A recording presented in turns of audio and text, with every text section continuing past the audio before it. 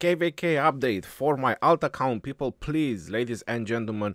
We have been fighting for almost 9 days in this KvK, so there's definitely a lot to talk about it. So I want to give you a short update and explain a little bit, give you at least a small amount of what has been happening in this KvK, because it's definitely something that needs to be remembered, so I have to do a video about it.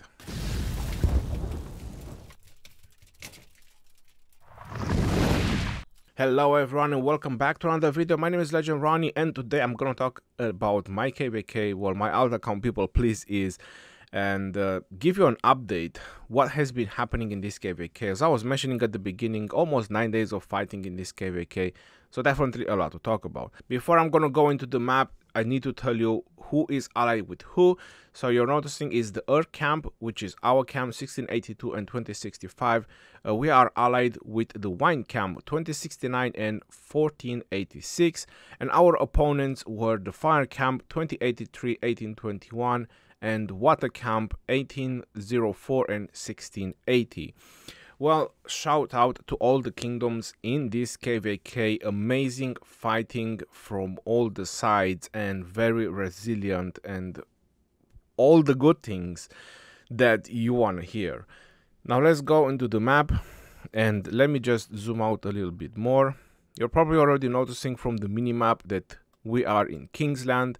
The Wine camp has already captured the ziggurat, and obviously we're gonna hold the ziggurat for the end rewards because that's how it was planned, and we are already in the opponent's territory. As you notice that we have cities and all that. They already, I'm not sure if I should say surrender or gave up or whichever is the best wording, but they just stopped fighting, and I believe they're getting some rewards. I don't know exactly what they get, but they get something because they stop fighting on our terms. You all know how the heroic Anthem map is. The Earth camp starts on the top right corner, then the Fire camp is on the left up corner. I showed you the map right at the beginning. The first fighting that has happened, I also done a live stream. Probably was my last live stream for a while. It was our fighting in zone 4. So I'm going to tell you the pros and the cons and what went good, what went bad in this zone. I have tried to apply a tactic that I have seen in one of my previous KvK. It didn't actually work the way I wanted because this is the zone that I was fighting. That's why I'm showing it right now. So we were, Fire came from this side, and us from the Earth camp, we came from this side. We were supposed to drop a couple of fortresses kind of in a straight line, just in case we are losing territory if we go offline to have those fortresses. It didn't went exactly like that. Some of the fortresses were placed like that, some weren't. Mistakes from our side a little bit, and our downside was the top because we lost in this area, just so I can put it out there. They were keep putting pressure from the top side, so that was because we were supposed to have 2 fortresses there to block those lines, and our opponents also built 2 fortresses somewhere further back, exactly what I'm showing with my mouse right now, because we were down here with the main fighting forces and there was nothing that we could have done on the top, even help. So we fought for about 4.5 days in this zone until we decided to strategically retreat. We didn't give up, we still had resources, we still had troops and all that, but we decided to save for the level 7 pass, so we just bounced off from this area because we were able to get the LC Bastion. That was one of the main goals to get in this zone, make sure we get the LC Bastion, which we did. LC Bastion, by the way, for everyone, FYI, when you get this one, that it gives you, if you have LC that max skills, it gives you 25% damage when your troops have 50% or less. This is one of the best bastions for rallying and garrison, and the second best is the Belisarius, or probably the Belisarius is the best one, just so you know. The oblique tactics from Belisarius, these two are the most badass in heroic Anthem. So definitely make sure that you have those for rallying and garrisons if you have them, because it's basically at some point it's 50% damage, all damage increase that you have. So that's definitely something you want to have. So we were fighting for 4 days, and our mistake was that we never tried to put all our forces together in one spot. We did try that towards the end, but it was a little bit too late because a lot of our players were exhausted, including myself, because I knew, and everybody knows that at the beginning, right when the fighting starts, that's when you have the biggest amount of activity in your kingdom. When the fighting starts, after that is whenever people have time, either after work or, you know, just when people got time to play. So the activity is never that high as it is on the first day when the fighting starts. So what I was trying to do, and I exhausted all my resources, about 2 billion of each, and gold only 1.5 billion. What I was trying to do is trying to push, because that was the biggest amount of player or active players that we had online at that time. So I said, if we don't push them now, we might not ever going to push them. And I didn't say that in voice chat, I was just saying that to myself. That's exactly what happened. We didn't manage to push them. I exhausted all my resources in the first 24 hours, and then it was just stalling. If we were burning flags, we were burning, but when they were gaining activity, we were just losing that ground, and we were returning back to the fortress, because our fortress was somewhere over here. With a fortress, we were blocking this pass, and we had another fortress there.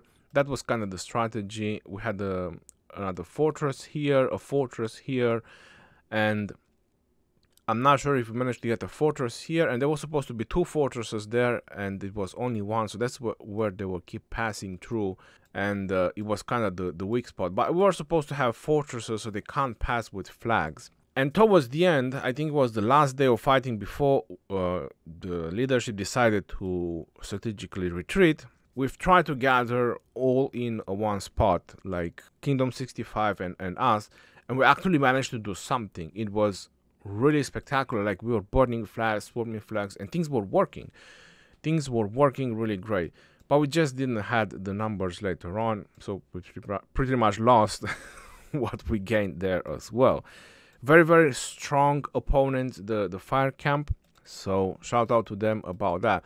So that was 4.5 days of fighting, and after that we had the level 7 pass, which obviously we went on defending it, and we fought for about 3 days. I think it was a couple of hours before Kingsland, when both sides didn't care about the pass. Probably everyone wanted to take some rest, a little bit of sleep and all that.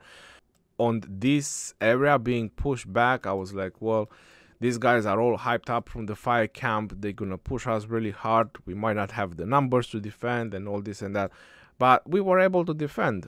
We got to Kingsland, and what happened in Kingsland? We definitely had quite a significant number of players in Kingsland as well, and I think that was a mistake from the fire camp in Kingsland, because let me just put it out there. By the time they managed to build the way they wanted, we were around this area with the flag. So we were almost at their gates with the flagging. They were managing to flag all these areas. They had a big chunk of territory on this area. Also, the water camp kind of went down pretty fast. So that was a big advantage, and probably a disadvantage for them, a demoralizing moment, because they will keep saying that the water camp, but in the end, the wine camp didn't came and help us with the fire, and in the end we pushed them all the way to the level 8 pass, and then we pushed past the level 8, and we got in there Villa.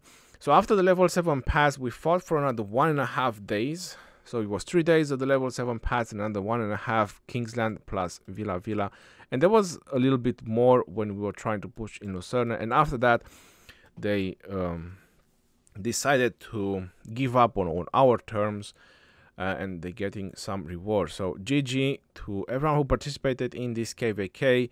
We are winning. We are getting, I think, almost all the rewards. I mean, except not the capturing of the ziggurat that goes to wine camp, but we are getting the end reward for the ziggurat. And yeah, it has been a spectacular KvK. Again, I wish I could have done more, because with the resources that I had, I could have done a lot more, but I want to push in that zone. I really thought that we will be able to push. If you know how to use your resources, because I was mentioning 2 billion of each and gold only 1.5, with those resources you can do so many kills if you just fight in the murder balls and you just don't get demolished by trying to push. I was just trying to do that. I was trying to play very aggressive, trying to motivate people to push, and it didn't work. So at least I learned that lesson, and I know in the future KvKs, try not to push, try not to get things done really that fast, because I was kind of a spectator for 3 days. After that, I managed to get some more resources when the pass opened and so on, but for this zone for 3 days I was just spectating. Even though I'm gonna make sure to post on the screen the results, just so you can see how far I managed to get even with those resources, and even with just 1 day of fighting, how much I managed to get in the ranking, in the contribution, because it was all recorded. Some players lost a lot of troops. Also, what I want to mention in this video is that 1682 is recruiting. So I'm gonna make sure to post that picture as well in case you're interested. It is the same leadership since the KvK 1, the same players, the same people, and they are amazing. 1682 is a really great kingdom. Even though, like I said, I was about to say that, you know, we're losing. I never say those kind of things, even in a chat, in an officer chat. I never write it, even if I think that we kind of lost and all that. But we won in the end, and I believe that is because of KVD's motivation, which is the king of 1682. He motivated the people so well, and people just showed up.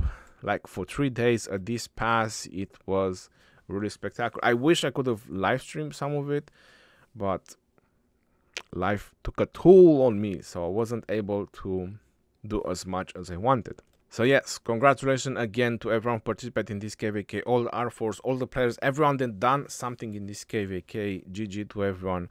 And I hope you had a glimpse of what just happened. And if you're interested to join 1682, don't hesitate to contact the R4s from Hawk, from 1682, and join us. I'll be here for more KvKs, that's for sure. And until next time, this is your boy Legend Ronnie signing off. Peace out, yo, and take care. See you on the next one, and stay safe out there, my friends.